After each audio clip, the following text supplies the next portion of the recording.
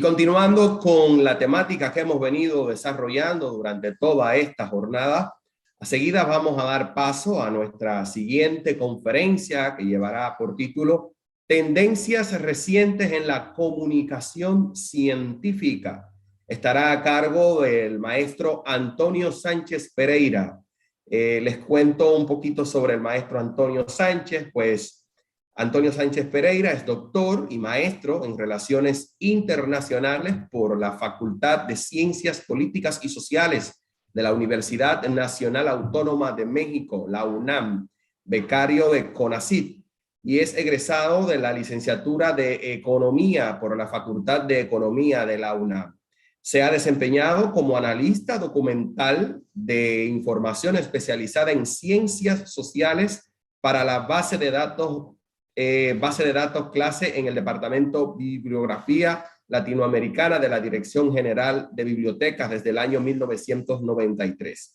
Y fue jefe de dicha unidad durante el periodo 2005-2019. Como jefe de dicho departamento, gestionó la edición de clase periódica, bases de datos bibliográficas de revistas latinoamericanas, Biblat, portal bibliográfico Latindex México y la hemeroteca virtual Cielo México, la cual fue financiada por CONACYT. Cuenta con un diplomado sobre acceso a la información y con una trayectoria amplia como especialista en dicha área en proyectos como Latindex y Excielo México, así como instructor en el acceso y empleo de bases de datos para investigaciones y estudiantes universitarios. El maestro Antonio Sánchez Pereira, pues desde octubre del año 2019, se desempeña como subdirector de Servicio de Información Especializada de la Dirección General de Bibliotecas.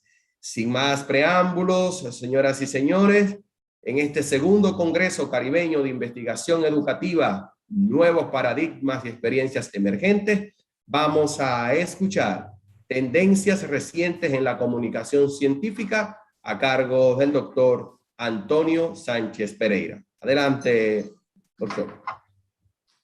Muy buenas tardes y primero que nada, muchas gracias por hacerme partícipe de este segundo Congreso Caribeño de Investigación Educativa. En realidad, me gustaría mucho más estar presente en República Dominicana, que no he tenido la oportunidad de visitar ese país, ese hermoso país.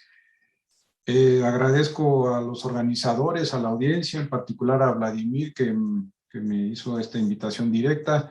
Les comparto pantalla y ustedes me dirán si se visualiza bien o no, si se escucha bien. ¿Se ve ahí? Se escucha y se ve muy bien, maestro.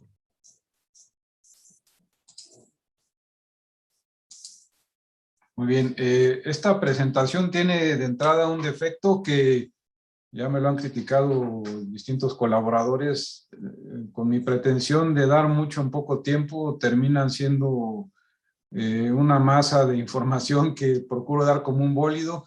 La intención es ofrecer siempre una visión panorámica, entonces me voy a ir como bólido en algunas pantallas, porque más que nada quiero que tengan un panorama, porque este asunto de la comunicación científica se ha hecho ya un tema de especialidad realmente.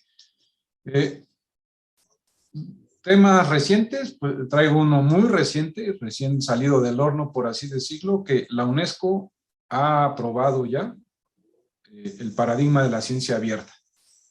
Entonces, todos los países realmente tendremos que vernoslas con este asunto. Este programa se ha venido trabajando desde el 2020 y en noviembre de este año, el mes pasado, se aprobó finalmente lo que le llaman ellos una recomendación a los 193 países que forman parte de la UNESCO.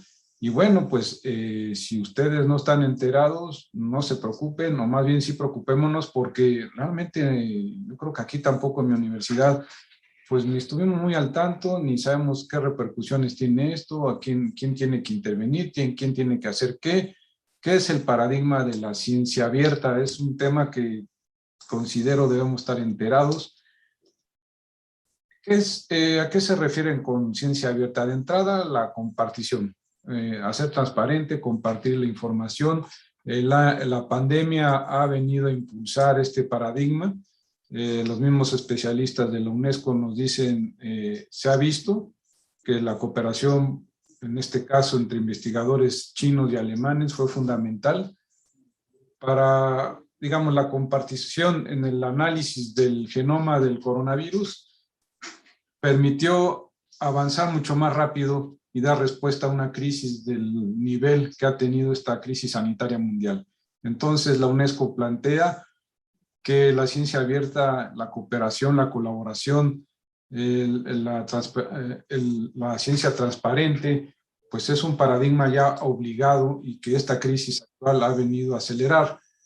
Nos dice Ana Persic, jefa de la sección de política científica de la UNESCO, la crisis puso en el punto de mira cómo se produce, se comparte y se comunica la información científica. Entonces estamos ante un paradigma nuevo y yo pienso que nosotros como académicos debemos tener las dos versiones. ¿Qué está sucediendo en el mundo realmente? Esta ponencia realmente busca eso, ver lo bueno y lo malo, lo positivo y lo negativo.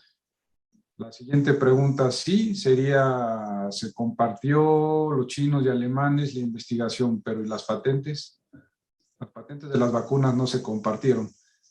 Y el mundo está atravesando por una crisis muy severa por este asunto. Entonces, la misma UNESCO dice, bueno, ese asunto ya no pertenece a la UNESCO, a la ciencia, ya pertenece a un tema de patentes, a la OMC, y ahí sí nos alcanzó el consenso. Entonces hay que ir poniendo dentro de este balance hasta dónde se alcanza, qué significa, hay que tener un juicio crítico. Esto es algo en lo que yo sí quisiera aportar.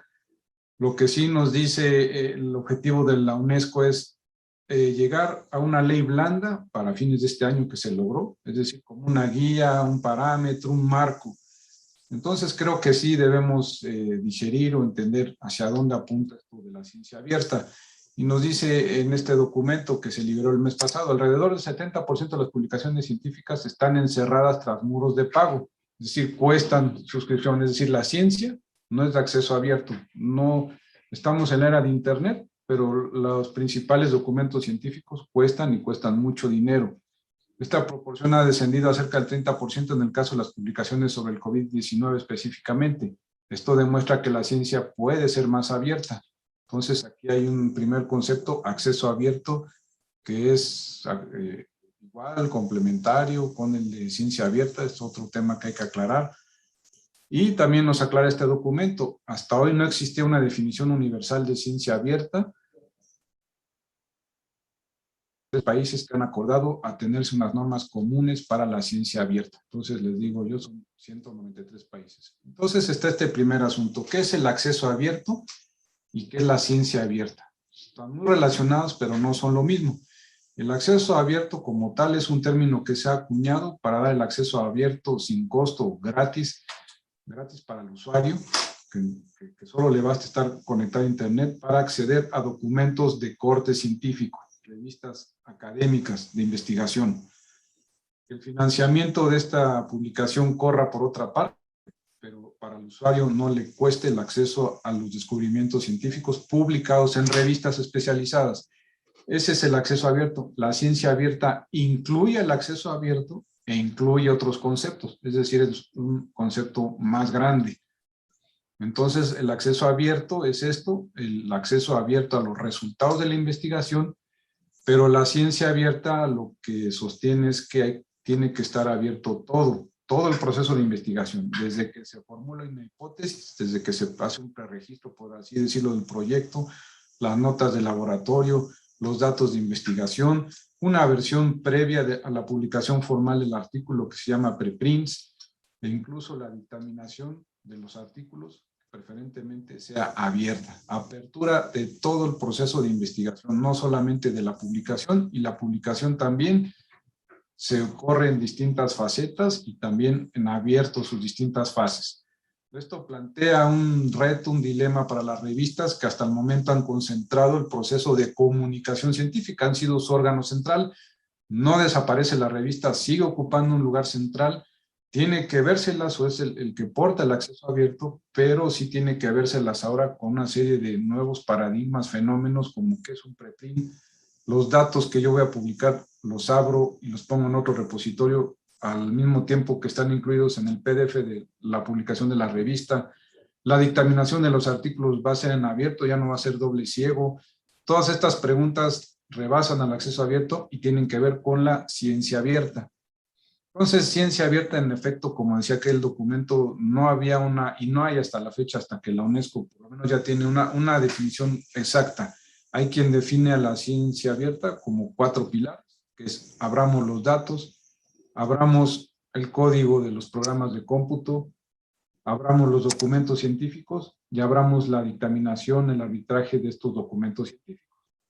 Abrir es compartir y de manera simultánea utilizar plataformas tecnológicas que permitan esta compartición. Y esta cuestión de plataformas nos mete en otra serie de cuestiones que ahora voy a plantear.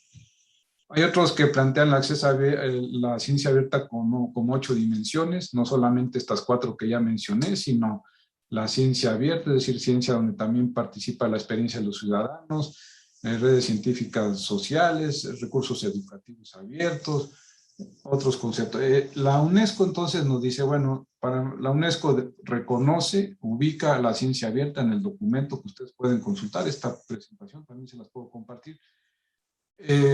Como estos 4 grandes conceptos: el acceso abierto al conocimiento científico, entendido como el acceso abierto a las publicaciones científicas, propiamente el acceso abierto a los datos de investigación que finalmente se publican en esas revistas, los programas de informático que también se compartan y los equipos también, las plataformas.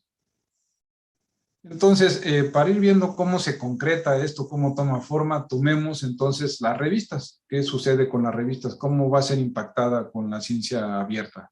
Este es un esquema, no sé qué tan claro sea realmente, de cómo es el flujo de publicación normal de un artículo. Se somete el artículo, pasa al peer review, que es el arbitraje, el editor ahí, un proceso de debate, discusión, se puede devolver de acuerdo a las correcciones, observaciones, hasta que una vez que es aceptado este manuscrito y finalmente hay una versión final.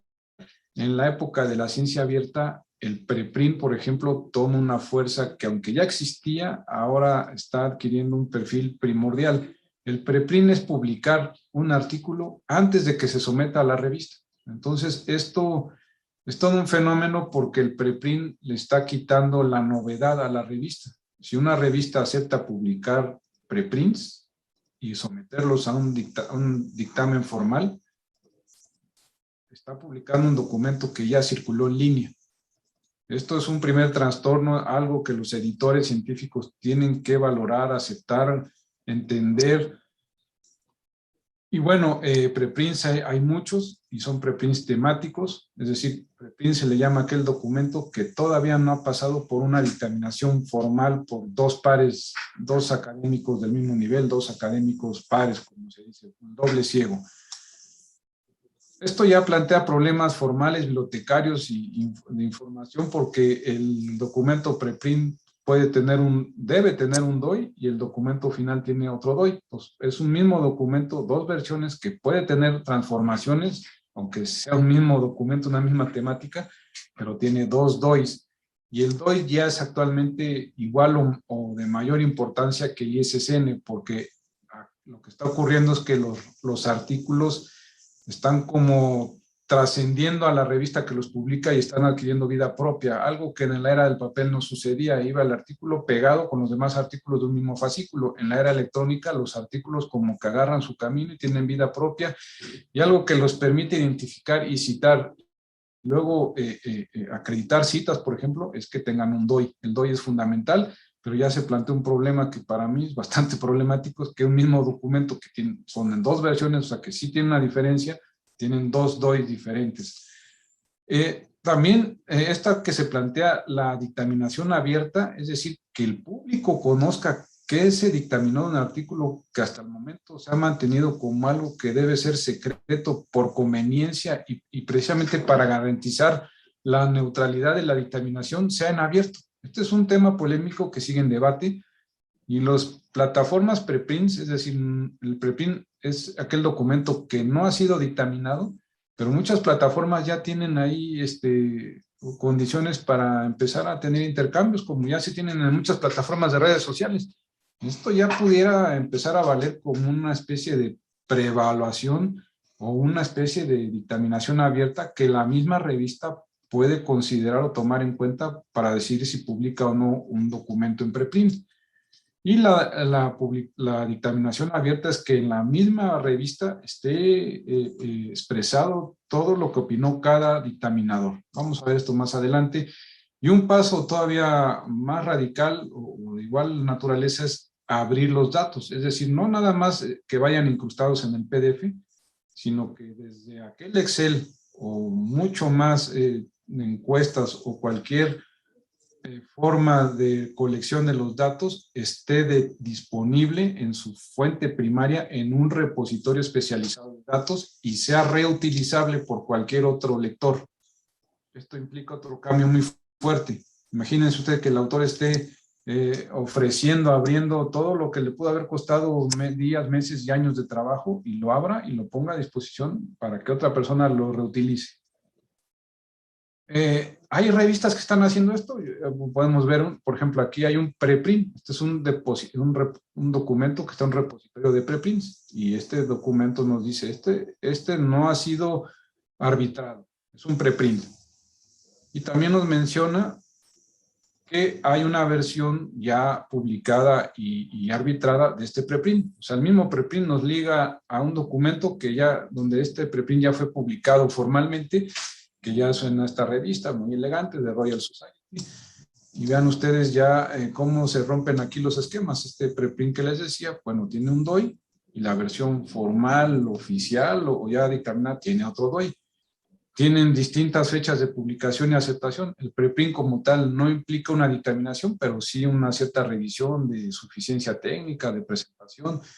Y el documento propiamente dictaminado, ese sí tiene las fechas de recepción, de aceptación, de publicación, aparte de ICCN. Pongo aquí el caso de otro artículo con una colega de esta universidad, de la UNAM, donde yo laboro. Bueno, se publicó, también está ligado a su registro a PubMed, y nos dice que este artículo que ya está publicado en una revista como Microbiology de PeerJ, que es una publicación formal, nos dice que hay una versión preprint de este artículo y nos remite a esa versión. Además, bueno, ya hay distintos tipos de indicadores bibliométricos, también lo mencionaremos. Y algo interesante, por ejemplo, esta revista es que el editor de manera electrónica está invitando a los autores y a los dictaminadores a que se abra el proceso de dictaminación. Aquí lo que les está en el lado derecho son los comentarios de los dictaminadores. El que tiene un cuadrito de aceptados, acepta. Por ahí el que sigue en amarillo son correcciones menores. Es decir, ahí viene la bitácora de comentarios, de críticas, y viene en la versión en PDF de las observaciones de ese dictaminador.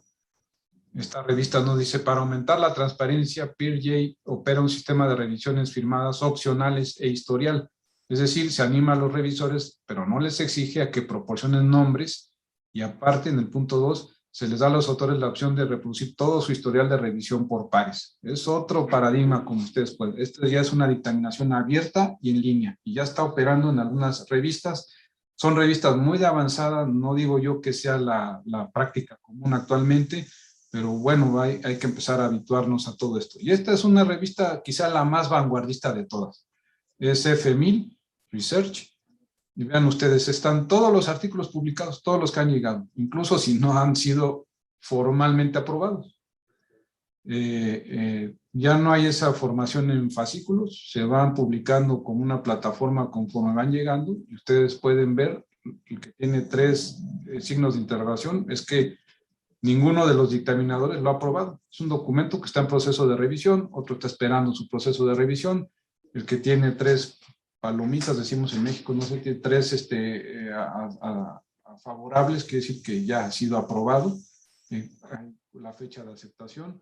uno que tiene una cruz o un tache y otra en cuestionamiento, es decir, como que va perdiendo, es decir, no va en vía de que no se ha aprobado. Sin embargo, el artículo, al parecer, aún no aprobado, tiene derecho a existir, a estar en línea, con todas sus métricas, citación, y aún con los comentarios negativos que lo ponen como un documento no aprobado. Esto es efectivamente otra forma de concebir la comunicación científica. Todo lleva DOI, una gráfica, una tabla, que además debe estar en formato reutilizable, es decir, como fuente original en un repositorio y vinculada al documento que está siendo publicado, porque el DOI hace también citable a los datos y las tablas también son recuperables y son elementos de citación. Entonces, otro DOI, que también los DOI, por cierto, hay que pagarlos. Pues todo esto debe estar entendido en estos nuevos procedimientos de publicación y comunicación científica. En nuestro caso, que estamos involucrados en la red Cielo, nos encargamos de Cielo México. Puedo decir que el proyecto Cielo, la red Cielo, es una de las vanguardias en América Latina que está dando pasos en el sentido de la ciencia abierta. Acaba de lanzar el año pasado de manera, yo creo que piloto, el Cielo Data, que es un repositorio de datos, y el Cielo Preprints. Nosotros, les confieso, en México todavía no nos sentimos muy avanzados al respecto, a pesar de que estamos dentro de la red Cielo.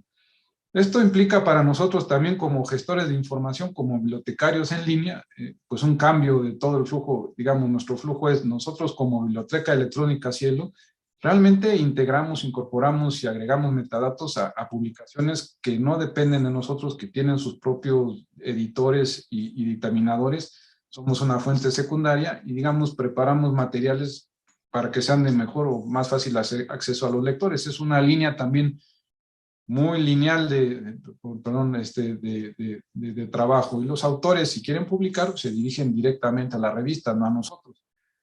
Con Cielo Preprints y Cielo Data yo ya empecé a ver que esto está cambiando. El autor, si quiere publicar, puede formalmente dirigirse a la revista, no a nosotros, pero hay autores que ya están publicando en Cielo Preprints antes de ir con las revistas. Y además, si están publicando, pueden depositar sus datos que están insertos en los documentos que están publicando en un repositorio de datos como Cielo Data, la propuesta de Cielo. En realidad hay muchos repositorios de datos actualmente. Entonces, el flujo para nosotros también como bibliotecarios está cambiando notablemente. Yo el mes pasado me di cuenta, siguiendo el Twitter, que un divulgador de asuntos científicos estaba discutiendo un artículo sobre el COVID y remitía a algo de Cielo. Y, bueno, estaba remitiendo un documento publicado en el repositorio Preprints de Cielo. Yo, que estoy a cargo, soy parte de la coordinación de Cielo, ni me había enterado. Es decir, como pueden ustedes ver, el autor está teniendo el control de su propia publicación. Los autores, y son autores de esta misma universidad, decidieron publicar directamente en Cielo Preprints. Ellos ya reciben un DOI, de aquí sí, de la plataforma, y aquí empezamos a ver el tipo de tareas que el autor también tiene que asumir. De estos 4 autores, solamente uno tiene dado de alta su ORCID, que es como el DOI, pero a nivel del autor. Entonces, ahora los autores también son editores y tienen que encargarse de este tipo de identificadores que forman parte de los requisitos de los investigadores y de la publicación en estas fechas. Tienen que también definirse respecto a la retención de derechos, las licencias de uso como Creative Commons, tienen que saber sobre esto y posteriormente, como en este caso, van a decidir, a negociar o ver qué revista va a publicar algo que ellos ya pusieron en línea en un preprint. Es decir, ya llevarlo a una publicación formal. Es un flujo diferente de publicación, de circulación de la información. Bueno, regresemos al tema de, bueno, acceso abierto y ciencia abierta. ¿De qué se trata esto? ¿Cuál era el asunto del acceso abierto y sigue siendo? ¿Y cómo va? Porque el año que viene, 2022, se cumplen 20 años de las primeras declaraciones del acceso abierto de Budapest, que fueron muy importantes. Realmente el acceso abierto lo que pretendía rebajar o reducir o desaparecer los costos de acceso a los artículos científicos. Y el asunto es que precisamente en la era electrónica, el costo de acceso a la información se ha subido y por un tema de mercados. Han sido, este estudio que estoy aquí citando es un referente muy importante de un análisis que se hace de registros de artículos en el Web of Science, que es una base de referencia en términos bibliométricos. Más del 50% están siendo publicados y comercializados por grandes 5 editoriales. Elsevier, Springer, Wilder, Tillman & Francis, Sage. Son estas grandes casas editoriales que no solamente controlan la circulación de los artículos científicos, su publicación, sino que además están aumentando su porcentaje de participación. Y el asunto es que son casas editoriales y que cobran un alto costo por suscripción. En el área de bibliotecas, esto se ha dado en llamar la crisis de las seriadas, de las publicaciones seriadas, de las revistas. Desde hace muchos años se viene diciendo, acusando el tema de los precios inflacionarios. Es un tema desconocido para muchos, pero cuando la revista The Economist se enteró de todo esto, pues hizo un escándalo. No sabían los grandes economistas que había un nicho de mercado que tuviera estos índices inflacionarios en precios tan elevados. Las suscripciones a revistas científicas están muy por encima de los niveles de inflación de cualquier país, mucho más encima de los salarios o de los libros. Y esto ejerce una gran presión sobre los presupuestos universitarios y de las bibliotecas para que las comunidades de investigadores tengan acceso a lo más reciente en el avance de la ciencia a nivel mundial. Esto sucede hasta en las mejores familias. En el primer mundo también hay crisis de las seriadas. Harvard, todas estas universidades también tienen problemas para contender con los precios de adquisición de las revistas. Entonces el acceso abierto dijo, bueno, si ya se puede publicar en línea, estos costos tienen que bajar. ¿Ya cuál es el pretexto?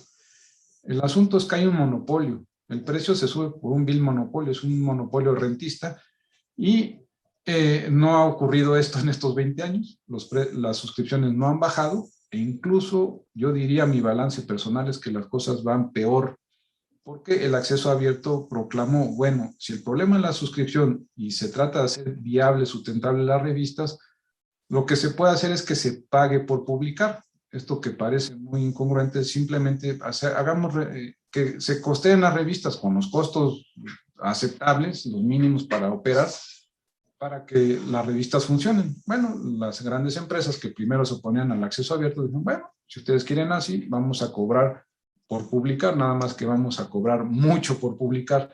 Esto le llaman los APC, Article Processing Charge, el costo por procesamiento de los artículos. Y es ahí donde ahora las empresas están volcando la inflación, que es nuevamente una inflación por monopolio. Si tú quieres mis revistas, esto cuesta la suscripción. ¿Quieres en acceso abierto? Bueno, paga por publicarla, nada más que vas a pagar mucho. Y hay también muchos estudios de esto, que ahora la inflación se está llevando no a las suscripciones, que siguen siendo inflacionarias, sino a los costos por publicar. No me detengo mucho para no hacerlo más largo. El asunto es que nuevamente el costo por publicar o los EPCs están por encima del costo inflacionario por promedio. Y ahí vienen algunos datos. La inflación en Europa fue el 12%, en Estados Unidos, en Europa el 5.4% en este estudio, que ahí les pongo la referencia, y los costos en APC están en más de 200%, de 40%. ¿Y en qué se apalanca el incremento en los APCs? En el factor de impacto. Es decir, ¿quiere usted publicar en acceso abierto? Si usted quiere publicar una revista de alto factor de impacto que va a ayudarle enormemente en su carrera académica, usted tiene que pagar un alto costo por publicar. Entonces vean ustedes cómo se van confabulando todas estas cifras. Y aparece esto, la bolsa de valores, APCs, costos de suscripción, con un asunto bibliométrico que es el factor de impacto que tiene que ver con la evaluación de la ciencia. Y vean, entonces tenemos que remitirnos a esto que yo llamo el edificio, este castillo de la evaluación científica, que también está referenciado a dos grandes sistemas, el Web of Science, que mucho tiempo se llamó EASY, y Scopus de Elsevier, que tienen toda una batería de indicadores bibliométricos. El más famoso desde los años 60 es el factor de impacto. Durante 40 años fue la base de datos y el índice hegemónico, hasta que en 2004 aparece en el mercado Scopus con el Simago Journal Rank. y empiezan a competir con una serie de indicadores bibliométricos que van sofisticando la medición del desempeño académico basado en citas y en otros elementos, y de ahí generan, y además este edificio lo van escalonando, el factor de impacto basado en la citación, pero también la publicación está estructurada o escalonada en cuartiles. Si usted publica en una revista que primero debe estar indexada en Web of Science Scopus, pero además de preferentemente que esté en un cuartil 1 o 2, que son los que de mayor factor de impacto. De ahí hay otras bases de datos como Insights, Scival y Pure, que le hacen a usted ya en perfil bibliométrico para su institución. Y si no está usted conforme con eso, el castillo se corona con los grandes rankings universitarios, que aquí me lo paso muy rápido. Todos estos rankings miden distintos elementos, pero prácticamente todos se basan en la información bibliométrica que ofrecen Clarivate. Aquí les pongo de ejemplo un ranking. Otro ranking, el QS World University Ranking, se basa en los datos de Elsevier. Aquí está el Times, que es también muy famoso, se basa en información de Elsevier. Hace unos años estaba con Clarivate. El Simago Journal Rank, pues, el ranking de Simago trabaja de socio con Elsevier, con Scopus, aquí lo dice. Otros indicadores, no los conozco mucho, funcionan con datos de Clarivate. El ranking Shanghai, que también es muy famoso, ahorita está trabajando con Clarivate también. Y bueno, si no se cambia esto, ni la ciencia abierta ni el acceso abierto van a funcionar mucho. Es decir, este tema económico del acceso abierto no va a cambiar porque el investigador está obligado a ser evaluado, y si la evaluación está basada en indicadores bibliométricos tipo factor de impacto, pues el investigador va a estar publicando donde pueda posicionarse en su carrera académica. Y si tiene que pagar altos APCs, los va a pagar. Entonces hay esta otra corriente al interior de la ciencia, y esta es una declaración clásica que yo siempre saco a colación ya desde 2013, de un ganador del premio Nobel, que dice: hay que acabar con la tiranía del factor de impacto. Y él nos sigue diciendo, Randy Schekman, biólogo estadounidense, premio Nobel 2013, esta medición de la ciencia está afectando al desarrollo mismo de la ciencia. La medición, la evaluación está afectando al proceso de investigación. El investigador se ve forzado, precisado a buscar atajos, a buscar campos de moda, en lugar de hacer un trabajo más importante, está más propenso a causar sensación, es decir, algo que aumente el factor de impacto de las citas. Se está convirtiendo el factor de impacto en un sustituto de la calidad, es una influencia tóxica, introduce una distorsión. Entonces, la discusión sobre el acceso abierto, la ciencia abierta, va a dar finalmente a cómo vamos a evaluar a los investigadores, si no todo lo demás va a seguir sin funcionar. También salido apenas del horno, de noviembre de 2021, en Europa ya se está planteando esto, una reforma a los sistemas de evaluación que aproveche la Declaración de San Francisco, basándose en la Declaración de San Francisco, Manifiesto de Ley, en principios de Hong Kong, que son declaraciones, expresiones de esta preocupación y un planteamiento de que se tomen nuevos parámetros para evaluar a los científicos, que se aleje de este abuso y mal uso que se ha hecho de la bibliometría, que como tal la bibliometría no nació para evaluar a los científicos, sino para entender la dinámica científica, y poco a poco se fue distorsionando hasta donde estamos actualmente. Dicho también rápidamente, el impulso a la ciencia abierta, ¿de dónde surgió? Ya hablamos del acceso abierto, que el asunto era abaratar o reducir los costos en el acceso a la información, y mi balance es que esto no se ha logrado o está en un gran dilema, y la ciencia abierta, esto de abrir todo el proceso de investigación, ¿a cuento de qué? ¿A qué responde? Eso no se trata aquí el tema de abaratar el acceso a nada. Desde mi punto de vista, y esto está planteado por muchos analistas de estos asuntos, no es tanto los costos de acceso un problema económico, sino de la consistencia de la ciencia. Actualmente se vive una crisis que se le ha llamado la crisis de reproducibilidad, donde hay distintos análisis o estudios que mencionan que una gran cantidad de de artículos no son no son reproducibles. Y esto sí manifiesta para precisamente las ciencias experimentales, pues una gran crisis del método científico. Algo está sucediendo que las conclusiones a las que llegan esos artículos no están sustentadas por los datos que llevaron esas conclusiones. Entonces la respuesta es: compartamos esos datos, hagámoslos reutilizables. No me des solamente las conclusiones, sino dame los datos de manera que yo operativamente los pueda reutilizar y reproducir. Entonces sí hay, a través de encuestas, esto se publicó en Nature, una gran cantidad, digamos un 90% que tiene de científicos que manifiestan hay una crisis significativa o ligera en cuanto a la reproducibilidad de lo que se está publicando. También las tasas de retractaciones hablan de que algo está sucediendo con la ciencia. Esto también publicado en estas revistas, esta franja naranja de abajo son de las retractaciones, porque bueno, una retractación es un hecho válido, correcto. La ciencia es una actividad humana, sujeta a errores, a equivocaciones, y el científico tiene todo el derecho y la obligación de retractarse, manifestar que hubo un error, publicarlo. Y esto pues, es correcto, necesario, y así funciona la ciencia. Pero hay retractaciones que se deben a fraudes, abiertamente fraudes, a que se falsearon los datos, se falseó una imagen, y lo que está ocurriendo es que las retractaciones fraudulentas o de fraudes son mayores que las retractaciones honestas, por así decirlo. Bueno, este es, digamos, el meollo para mí de la ciencia abierta. ¿Cómo hacer una ciencia abierta no solamente más compartida, sino más transparente? Y la ciencia abierta tiene también otra columna muy importante, que se sostiene a través de plataformas. Actualmente hay plataformas para todos, ustedes lo han visto, para gestores bibliográficos, plataformas para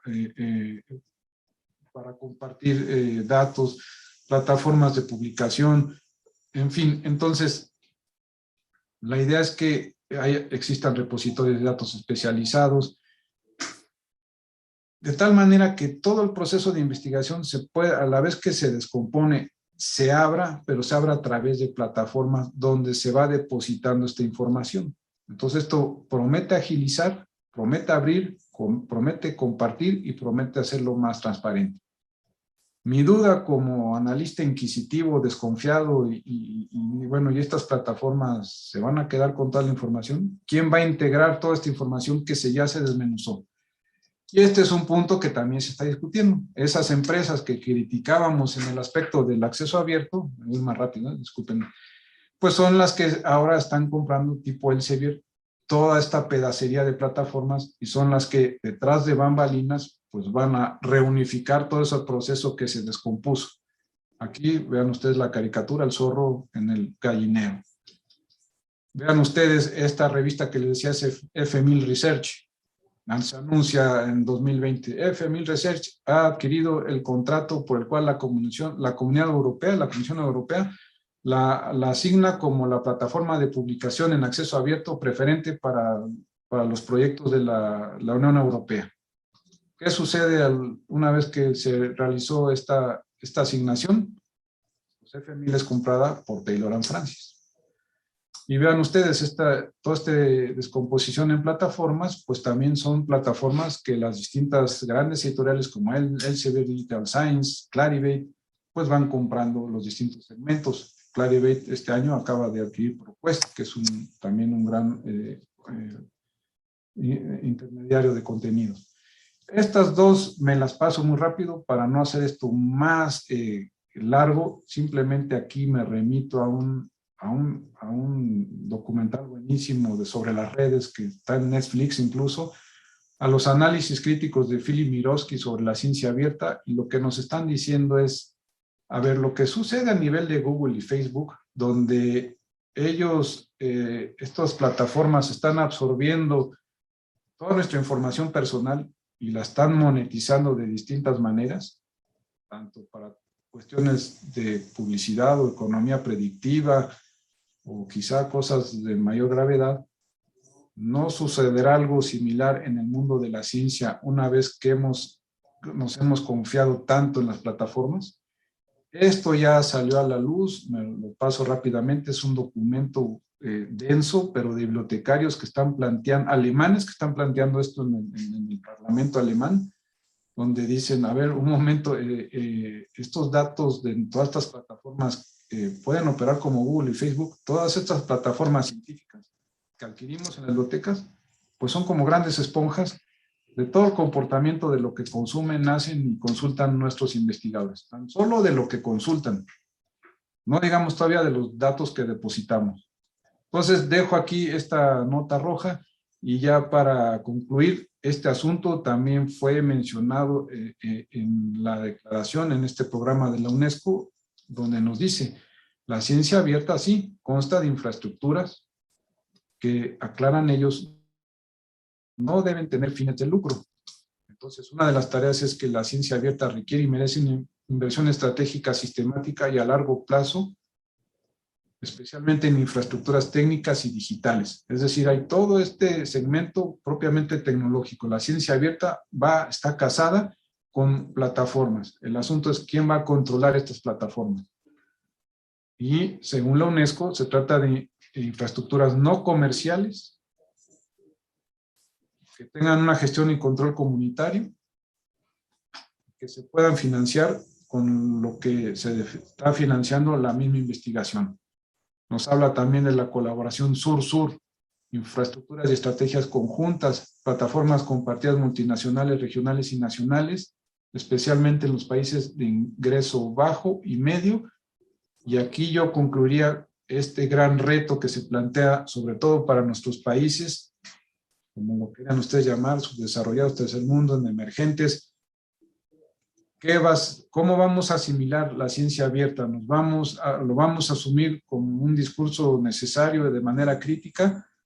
¿O si vamos a adoptar esta perspectiva de contar con nuestras propias plataformas de tal manera que no se repita este escenario donde quedamos siempre a expensas, supeditados a ser meros exportadores de materia prima, en este caso de conocimiento? Y bueno, creo que con esto cumplo el tiempo para también dar la oportunidad para que ustedes comenten o discutan o me aleguen. Lo dejo aquí. Gracias, muchísimas gracias, Antonio Sánchez Pereira, por compartir con nosotros esta conferencia de tendencias recientes en la comunicación científica en el marco de este segundo Congreso Caribeño de Investigación Educativa, Nuevos Paradigmas y Experiencias Emergentes. Naturalmente, doctor, pues sí que hay dudas, hay preguntas.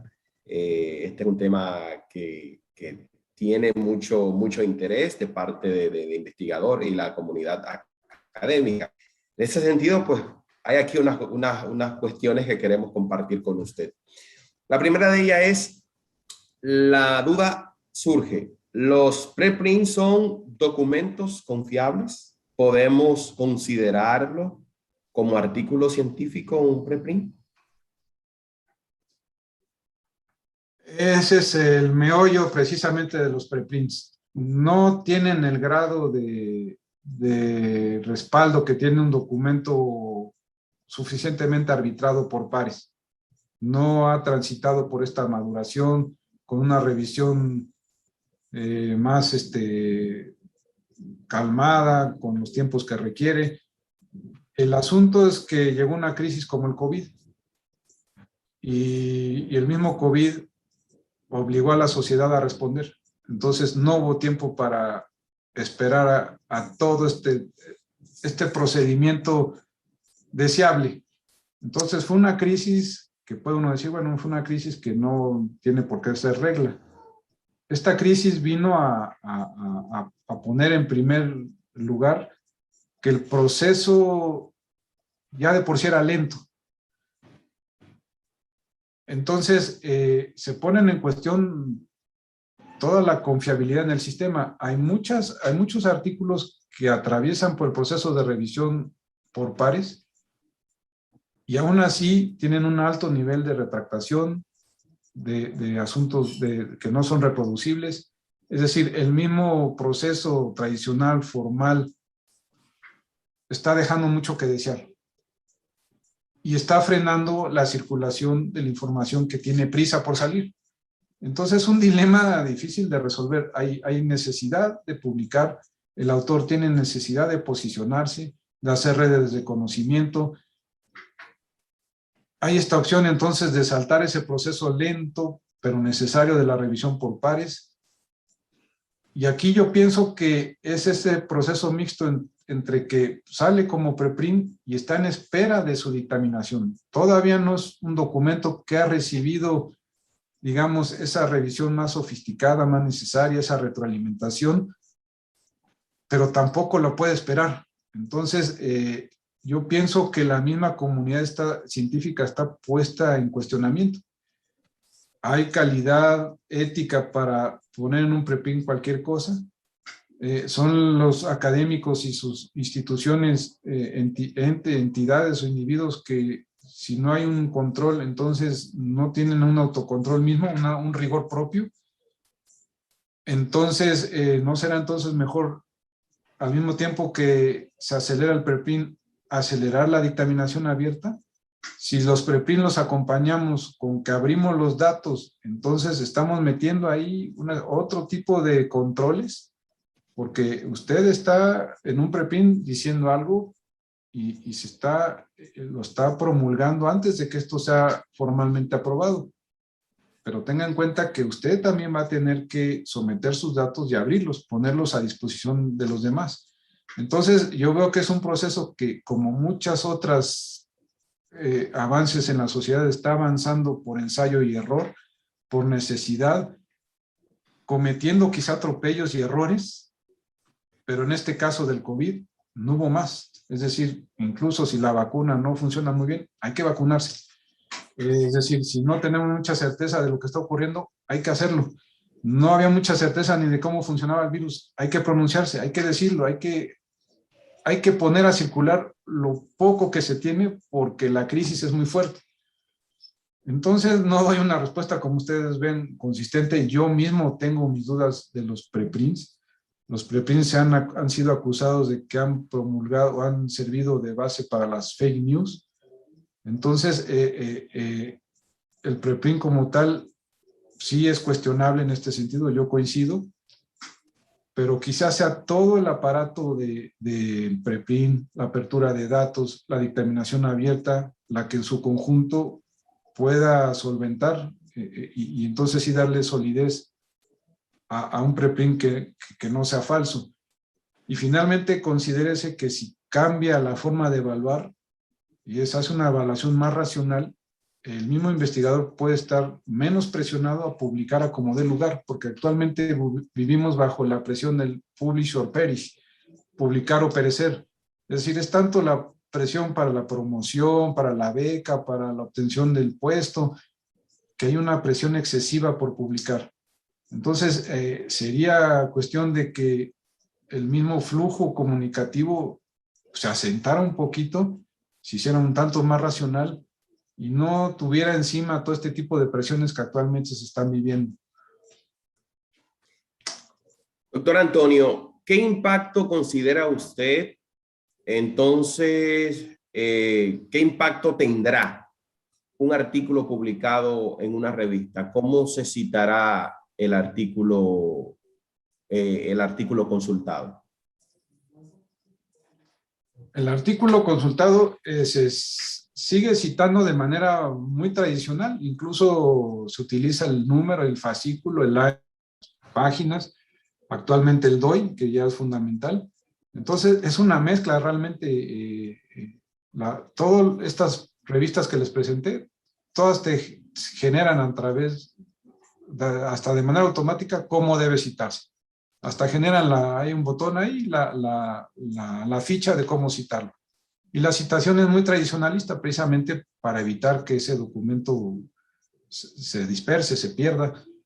Entonces es una combinación, son estos procesos de transición entre que se mantiene lo anterior. Si ustedes ven las páginas que les presenté para alguien de nuestra generación, y los editores tradicionales dicen, bueno, ¿y mi revista dónde quedó? La despedazaron. Yo veo, a mí hay editores que me han dicho, eso es un sitio web, no es una revista. Yo no veo mi fascículo, mi número, mi volumen, todo ese orden mental que teníamos. No, ahora son un montón de artículos ahí subidos. A los investigadores, muchos editores mexicanos me han dicho, bueno, pero eso es un sitio más, no es una revista. Yo veo aquí que la forma, incluso ya no está el fascículo ya quedó superado, pero sí sigue siendo útil para la citación. Entonces es una combinación extraña, se está utilizando así. Me causa mucho ruido a mí también en la cuestión del DOI. El DOI para la versión en preprint, el DOI para la versión, digamos, formal oficial. Luego hay otras plataformas como Crossref, donde hay una bitácora de seguimiento de todas estas versiones. Y bueno, sí llega un punto en el que uno dice, bueno, ¿era necesario todo esto? ¿No era mejor quedarnos como antes? ¿Realmente este mundo moderno realmente está solucionando o me está multiplicando los problemas? Es una buena pregunta. El asunto es que lo electrónico nos llevó a todo esto.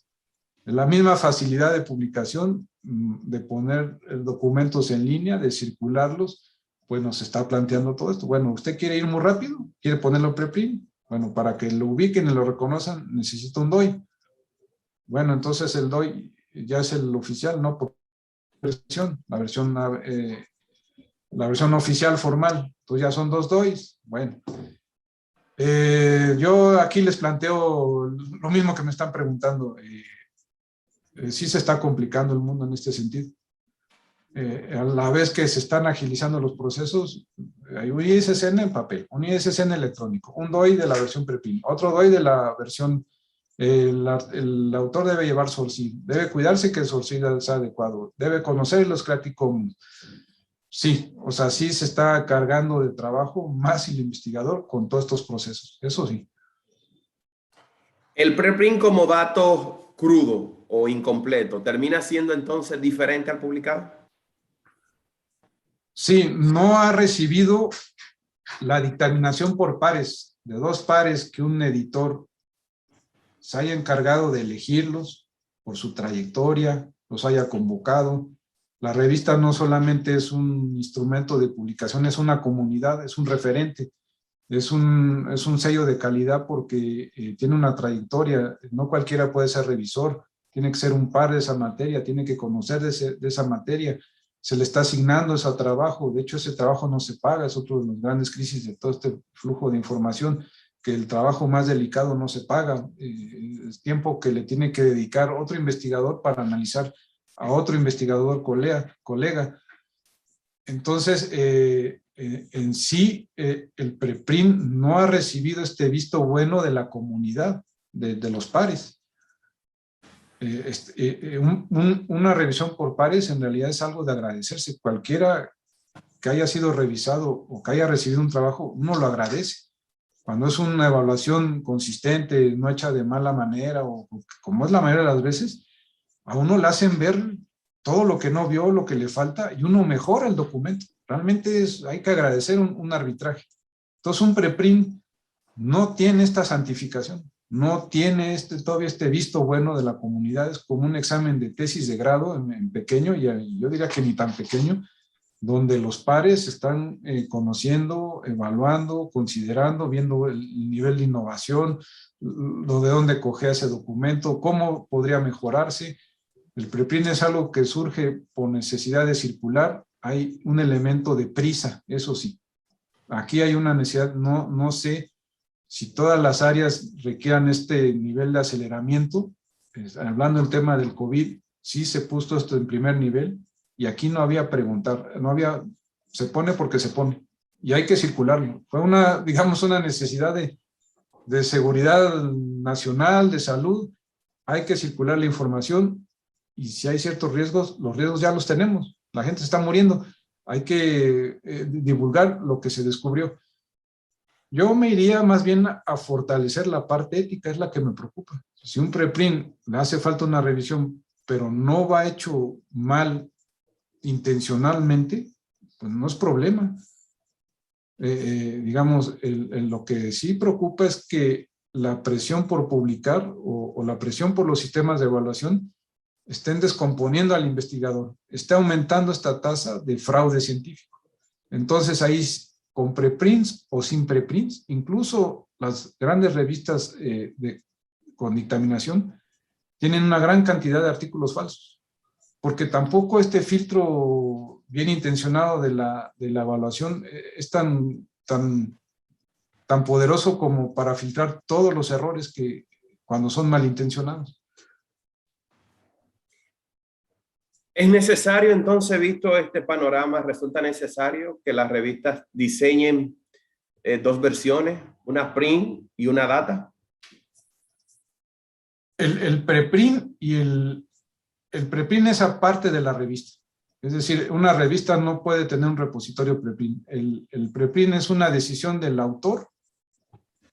Antes de llevarlo o someterlo a una revista, lo pone a disposición del público en un repositorio especializado de preprints.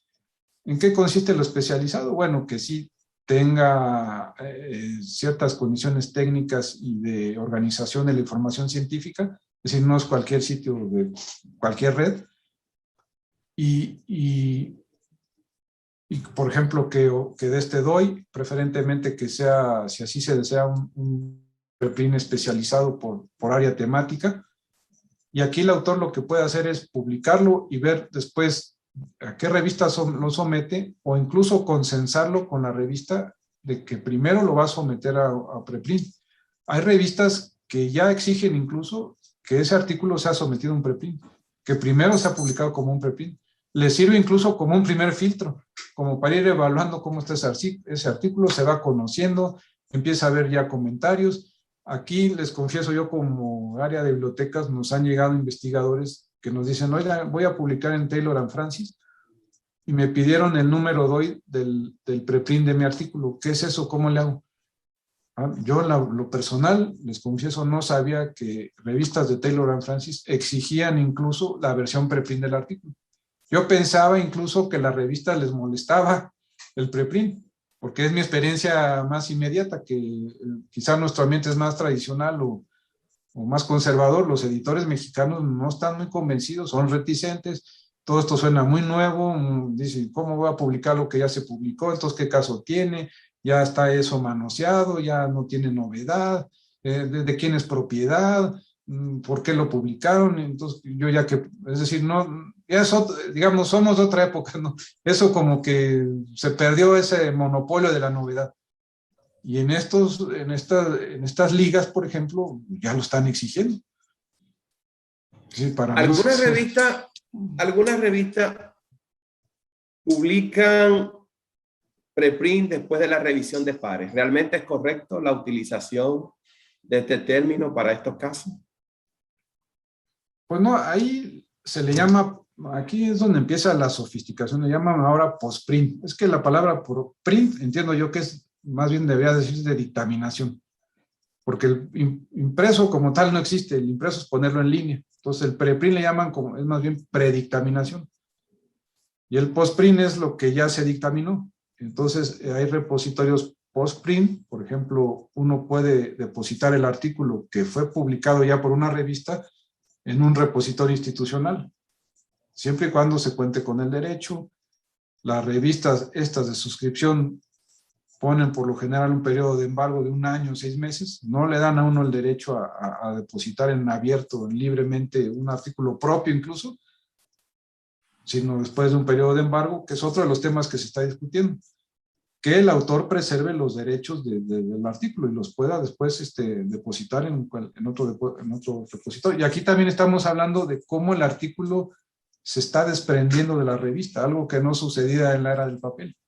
Entonces eso también avala esta idea del preprint, que las contribuciones individuales se están individualizando. Antes no era concebible, el artículo salía pegado, engrapado con los demás artículos de un fascículo. Muchos editores, incluso del medio acá nacional mexicano, decían, es que ¿por qué mi artículo está en ResearchGate? ¿Y por qué está allá? Pues es que ya es un hijo tuyo que ya se fue, ya se casó, ya tiene vida aparte, ya anda paseando por el mundo, déjalo. Es más, te va a servir. Va a llevar tu nombre ahí, tu apellido, va a decir en el membrete, por eso ponle siempre membrete de que tú fuiste el editor y van a remitir a ti, tu revista se va a dar a conocer. Entonces, sí es un resquebrajamiento de moldes, de formas de trabajar. Hay muchas preguntas, doctor, pero el tiempo Por ejemplo, él pregunta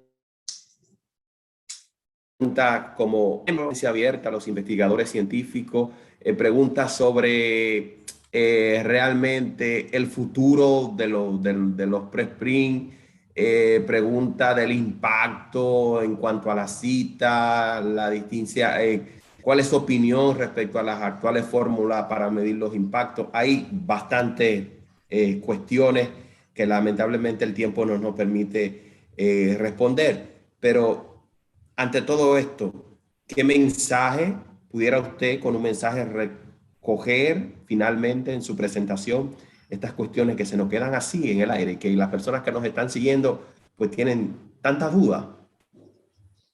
Bueno, en realidad, como pudieron darse cuenta, soy un ponente un tanto convenenciero, es decir, expongo el tema y expongo el problema. El problema está grave, es así, funciona así, y no doy mucho las soluciones, en parte porque no estoy muy convencido, no me consta todo esto. Mi primera parte es como de diagnóstico, procuro ver cómo se está moviendo, porque es difícil de asimilar todo este movimiento. Lo que sí podría decir es que si no se traduce todo este cambio a nivel de la manera en que se evalúa, va a haber una gran cantidad de distorsiones de todo esto. Es decir, si nadie va a depositar sus datos, si al investigador eso no se le acredita en su evaluación, ¿qué investigador en su sano juicio, nada más por amor al arte y a la humanidad, que es lo correcto, va a abrir todos sus años de trabajo y los va a poner sus datos en abierto si eso no se lo van a valer en su institución? O si el preprint sigue siendo algo que quizá no es considerado o es visto como algo malo. O si la dictaminación abierta, a alguien lo van a acusar, oiga, ¿y usted por qué está poniendo eso ahí? Entonces, todo el sistema de evaluación debe cambiar para entonces dar una puntuación diferente a todos estos elementos que está planteando la acceso. ¿Va a valer y cuánto me va a valer? Porque ya es citable los datos, si yo abro mis datos, eso me va a contar a mí en mi evaluación de fin de año, en mi evaluación de productividad. Entonces, y finalmente, más allá de todo eso, el sistema de evaluación tiene que dejar de ser cuantitativista, porque actualmente se están planteando otras alternativas de medición, pero yo veo que siguen siendo medición. Es que ahora no hay que medir a la revista, hay que medir al autor. Entonces el índice H, es otra medición. O hay que medir ya no la cantidad de artículos, sino la cantidad de colaboraciones. Pues es otra medición. Entonces, lo que no hemos logrado colocar es una alternativa. Entonces podemos criticar a Web of Science, a Scopus, pero esto es todo un edificio muy consolidado y muy coherente, nos gusta o no. Tiene un sistema, todo un aparato, mediciones, indicadores, y todos están muy bien armados. Y además le ofrecen a uno, mire, aquí está el cuartil, aquí está el indicador, aquí va el H, aquí va la gráfica, mira, aquí se ve la caída, se ve la subida. No hay una alternativa de evaluación que sea cuantitativa y cualitativa y nos ofrezca esa facilidad de consulta, esa facilidad de evaluación. Entonces, ahí sí hay un verdadero dilema. En América Latina está el FOLEC, que está planteando actualmente, vamos a evaluar diferente. Hasta el momento yo lo que veo es, ¿qué vamos a contar ahora? Y me parece que vamos a quedar entrampados en otro tipo de mediciones. Entonces, esas son mis respuestas, que no son muy buenas respuestas, pero bueno, contribuyen a debatir ahí. Gracias, doctora Antonio. Gracias por compartir. Antonio Sánchez Pereira ha compartido con nosotros pues, su conferencia de tendencias recientes en la comunicación científica en este segundo Congreso de Investigación Caribeño, segundo Congreso Caribeño de Investigación Educativa, este año con el lema Nuevos Paradigmas y Experiencias Emergentes. En nombre del equipo organizador de este Congreso Investigación Educativa, le estamos agradeciendo la participación en este ciclo de conferencia, en este primer día, bueno, de los 3 que durará este Congreso. En el día de hoy, pues hemos sido partícipes de 4 interesantes conferencias en esta jornada. Pero esto no culmina aún, esto no termina aún, solo nos vamos a tomar a continuación pues un descansito, ¿no? Un descanso nos iremos por un café, un poquito de agua, nos vamos a relajar unos minutos y a las 4:45 minutos, hora de República Dominicana, pues estaremos aquí nuevamente para que participemos de la última actividad del día, que es un conversatorio titulado Educación y Tecnología. Así que tienen una cita con nosotros para que sigan disfrutando de las presentaciones, de las ponencias, ahora en este conversatorio que viene a las 4:45 en este segundo Congreso Caribeño de Investigación Educativa. Les esperamos.